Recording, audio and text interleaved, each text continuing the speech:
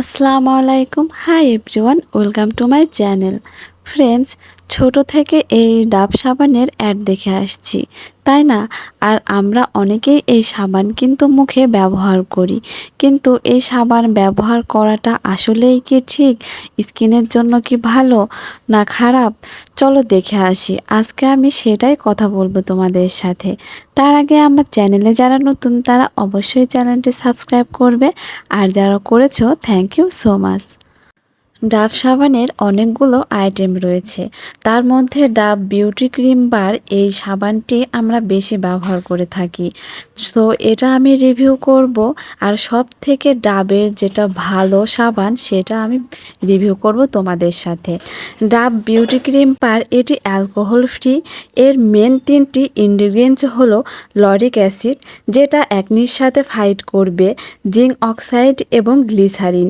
Glycerine স্কিনের জন্য কতটা উপকারী আমরা সবাই জানি, কিন্তু ডাভ বিউটি ক্রিম বা সাবানের মধ্যে একটি সমস্যা আছে। সেটা হলো যারা সেনসিটিভ স্কিনের আছো তারা ইউজ করতে পারবে না, কারণ এটা ব্যবহারে তোমার স্কিনের র্যাশ বা চুলকানি হতে পারে। এর মধ্যে একটি না, দুইটি না, 5টি পারফিউম রয়েছে, যার কারণে যারা সেনসিটিভ স্কিনের আছো তারা এটা ব্যবহার করতে পারবে না। ড্রাই এবং কম্বিনেশন স্কিনের যারা আছো তারা এটা ব্যবহার করতে পারবে।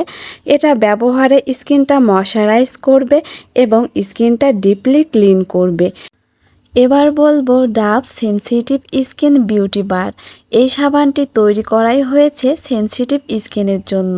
যেহেতু সেনসিটিভ স্কিনে ব্যবহার করা যাবে, তার মানে সব ধরনের স্কিনেই এটা ব্যবহার করা যাবে। এই সাবান ব্যবহারে কোনো অ্যালার্জি হবে না। এই সাবানের মধ্যে 91% এমন ইনগ্রিডিয়েন্টস ব্যবহার করা হয়েছে যেটা অ্যালার্জি কোনো প্রভাব করবে না, কারণ এই সাবানের মধ্যে কোনো নিকেল ব্যবহার করা হয়নি, কোনো প্যারাবেন ব্যবহার করা হয়নি। এই সাবানের আরেকটি গুড নিউজ হচ্ছে এটা ডার্মালজিক টেস্টেড, এটা ডক্টররাও সাজেস্ট করে থাকে। ডাভ সাবানের মধ্যে সবথেকে বেস্ট ডাভ সেনসিটিভ বিউটি বার। এটা সব ধরনের ত্বকের জন্যই বেস্ট। তো এটা ব্যবহার করলে তোমার স্কিনটা সফট হবে, ময়শ্চারাইজ করবে এবং ডিপলি ক্লিন করবে। সো ফ্রেন্ডস, ভিডিওটি ভালো লাগলে অবশ্যই একটি লাইক দিবে, আর নেক্সট কি ভিডিও চাচ্ছ কমেন্ট বক্সে জানাবে। আল্লাহ হাফেজ।